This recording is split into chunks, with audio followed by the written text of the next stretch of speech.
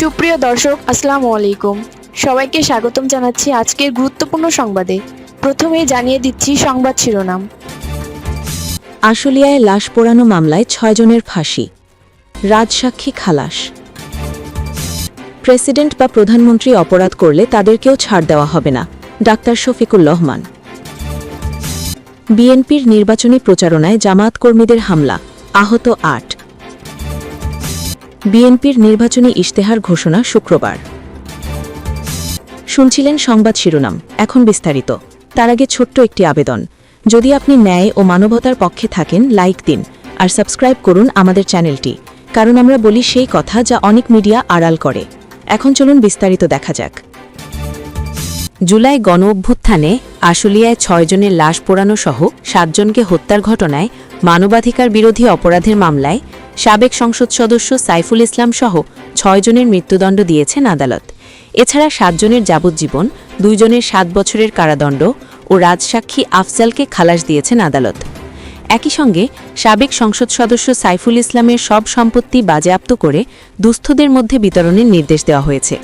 বৃহস্পতিবার ৫ ফেব্রুয়ারি দুপুরে ট্রাইব্যুনাল ২ এর চেয়ারম্যান বিচারপতি নজরুল ইসলাম চৌধুরীর নেতৃত্বাধীন ৩ সদস্যের বিচারিক প্যানেলের রায় ঘোষণা করেন। প্যানেলের অপর ২ সদস্য হলেন বিচারক মোহাম্মদ মঞ্জুরুল বাসিদ ও বিচারক নূর মোহাম্মদ শাহরিয়ার কগির।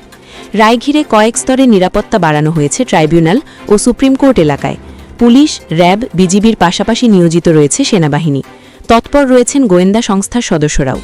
মামলায় গ্রেপ্তার ব্যক্তিরা হলেন ঢাকা জেলার সাবেক অতিরিক্ত পুলিশ উপদেষ্টা crime and ops Mohammad Abdullahil Kafi, সাবেক অতিরিক্ত police super Savar circle Mohammad Shahidul Islam, ডিবির তৎকালীন পরিদর্শক Arafat Hossain, SI Malek, SI Arafat Uddin, ASI Kamrul Hasan, SI Sheikh Afzalul Haque ও কনস্টেবল মুকুল।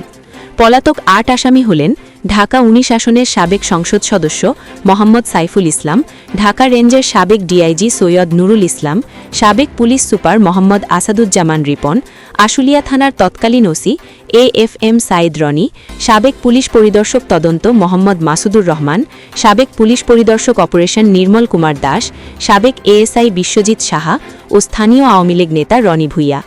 ট্রাইব্যুনালে এই মামলায় প্রসিকিউশনের পক্ষে ছিলেন chief prosecutor Mohammad Tajul Islam, prosecutor Mizanul Islam, Gazi MH Tamim, BM সুলতান মাহমুদ, ফারুক আহমেদ, আব্দুস সাত্তার পালোয়ান সহ অপর প্রসিকিউটররা। অন্যদিকে ৪ আসামির পক্ষে ছিলেন রাষ্ট্রনিযুক্ত আইনজীবী আমির হোসেন। ২০ জানুয়ারি এই মামলার যুক্তিতর্ক সম্পন্ন হয়। রাষ্ট্রপক্ষ ও আসামিপক্ষের যুক্তিতর্ক শেষে মামলাটি রায়ের জন্য অপেক্ষমান CAV রাখেন ট্রাইব্যুনাল। এই মামলায় প্রাথমিকভাবে ১৬ জনকে আসামি করা হয়। ট্রাইব্যুনালে এই মামলায় ১১ জন আসামির নাম উল্লেখ করে প্রসিকিউশন। এর মধ্যে ৮ জন গ্রেপ্তার হয়ে কারাগারে রয়েছেন। মামলার বিবরণে জানা যায়, ২০২৪ সালের ৫ আগস্ট সাভারের আশুলিয়ায় পুলিশের গুলিতে প্রাণ হারান ৬ তরুণ। এরপর পুলিশ ভ্যানে তাদের লাশ তুলে আগুনে পুড়িয়ে দেওয়া হয়। নৃশংস এ ঘটনার সময় একজন জীবিত ছিলেন। পেট্রোল ঢেলে জীবন্ত মানুষকেই পুড়িয়ে মারা হয়। এছাড়া এর আগের দিন একজন শহীদ হয়েছিলেন। এ ঘটনায় একই বছরের ১১ সেপ্টেম্বর মানবতাবিরোধী অপরাধের অভিযোগ এনে আন্তর্জাতিক অপরাধ ট্রাইব্যুনালে মামলা করা হয়। গত ১৪ সেপ্টেম্বর মামলার সূচনা বক্তব্যে চিফ প্রসিকিউটর মোহাম্মদ তাজুল ইসলাম ২০২৪ সালের ৫ আগস্ট আশুলিয়ায় সংঘটিত বর্বরোচিত হত্যাকাণ্ডের বর্ণনা দেন। এ মামলার আনুষ্ঠানিক অভিযোগের সঙ্গে অন্যান্য সূত্র হিসেবে ৩১৩ পৃষ্ঠা নথি, ১৬৮ পৃষ্ঠার দালিলিক প্রমাণ ও ২টি পেনড্রাইভ যুক্ত করা হয়। এছাড়া সাক্ষী করা হয়েছে ৬২ জনকে। এর মধ্যে ২৬ জন সাক্ষ্য দেওয়ার পর এই মামলার সাক্ষ্য গ্রহণ শেষ করা হয়। ২০২৫ সালের ২১ আগস্ট ট্রাইব্যুনাল ২ এই মামলায় ১৬ জন আসামির বিরুদ্ধে অভিযোগ গঠন করে বিচার শুরুর আদেশ দেন।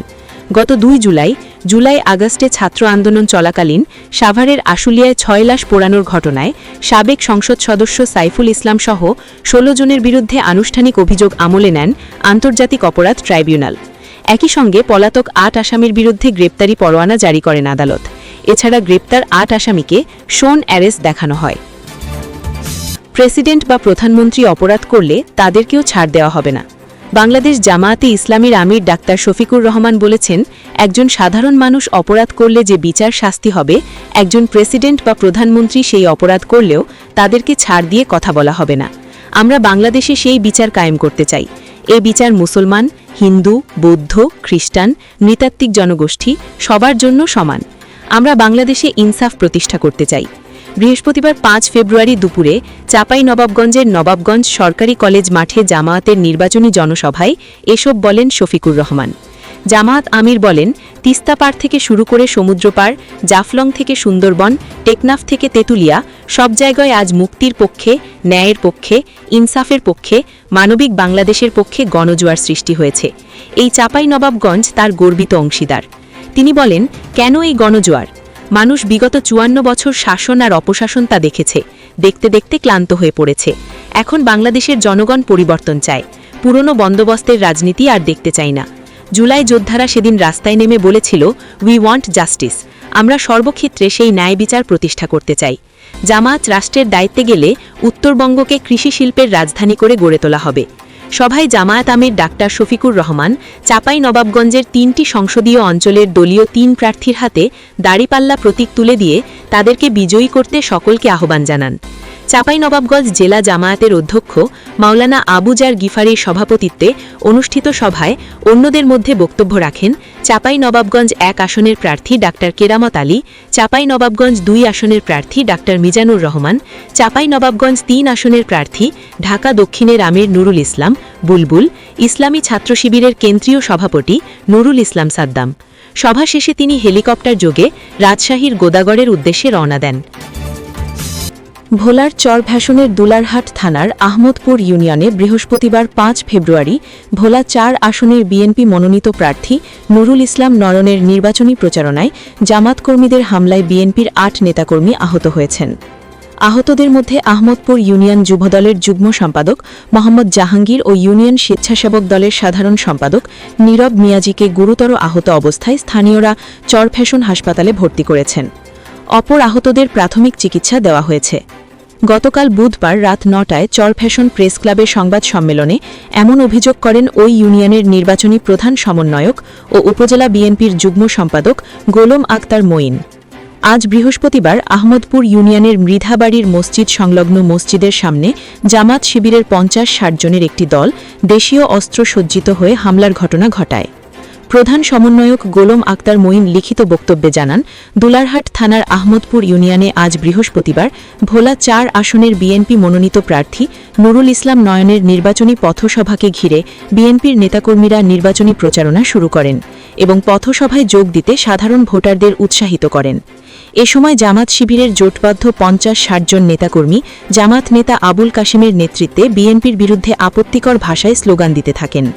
এ নিয়ে ক্ষিপ্ত জামাত শিবির নেতাকর্মীরা জোটবদ্ধভাবে নারী পুরুষরা মিলে জোটবদ্ধভাবে বিএনপির নেতাকর্মীদের ওপর হামলা চালিয়ে গুরুতর আহত করেন। এ সময় জামাত কর্মীদের হামলায় বিএনপির ৮ নেতাকর্মী আহত হন। পরে খবর পেয়ে অপর নেতাকর্মীরা আহত আহমদপুর ইউনিয়ন যুবদলের যুগ্ম সম্পাদক মোহাম্মদ জাহাঙ্গীর ও ইউনিয়ন স্বেচ্ছাসেবক দলের সাধারণ সম্পাদক নীরব মিয়াজিকে চরভ্যাসন হাসপাতালে ভর্তি করেন। অপর আহতদের প্রাথমিক চিকিৎসা দেওয়া হয়েছে। তিনি আরও অভিযোগ করেন, জামাতের আমির মীর শরীফ হোসেনের কর্মীদের সঙ্গে করে কালো মাস্ক ও কালো পোশাক পরিহিত কিছু বহিরাগত আওয়ামী লীগ, যুবলীগ, ছাত্রলীগের কিছু সন্ত্রাসী নির্বাচনী প্রচারণায় অংশ নিয়ে সাধারণ ভোটারদের মধ্যে আতঙ্ক ছড়াচ্ছে। এসব কালো মাস্ক পরিহিতদের শনাক্ত করে আইনের আওতায় আনার জন্য প্রশাসনকে দাবি জানান। এ ঘটনায় জামাতের আমির মীর শরীফ হোসেন জানান, বিএনপি কর্মীরা আমাদের কর্মীদের ওপরও হামলা করেছে, যা আমরা জানাবিকদের সংবাদ সম্মেলনের মাধ্যমে জানিয়েছি। ত্রয়োদশ জাতীয় সংসদ নির্বাচনে বিএনপির ইশতেহার আগামীকাল শুক্রবার ৬ ফেব্রুয়ারি ঘোষণা করা হবে বলে জানিয়েছেন দলের সিনিয়র যুগ্ম মহাসচিব রুহুল কবির রিজভী। বৃহস্পতিবার যৌথ সভা শেষে রাজধানীর নয়াপল্টনে বিএনপির কেন্দ্রীয় কার্যালয়ে বিএনপির নির্বাচনী সম্মেলনে একথা জানান তিনি। রিজভী বলেন, আগামীকাল শুক্রবার বিকাল ৩টায় হোটেল সোনারগাঁওয়ায় এ নির্বাচনী ইশতেহার ঘোষণা করা হবে। ৮ ফেব্রুয়ারি দুপুর ২টায় নয়াপল্টনে দলের কেন্দ্রীয় কার্যালয়ে বিএনপির নির্বাচনী জনসভা অনুষ্ঠিত হবে। এতে প্রধান অতিথি থাকবেন BNP chairman Tarique Rahman. BNP সবসময় মানুষের সমর্থন নিয়ে ক্ষমতায় গেছে উল্লেখ করে তিনি বলেন, এত নিপীড়নও বিএনপিকে দমন করতে পারেনি। দেশের মানুষ ধানের শীষকে শুধু প্রতীক নয়, আবেগ মনে করে। তা ধারণ করেই মানুষ ১২ ফেব্রুয়ারি ভোট দেবে।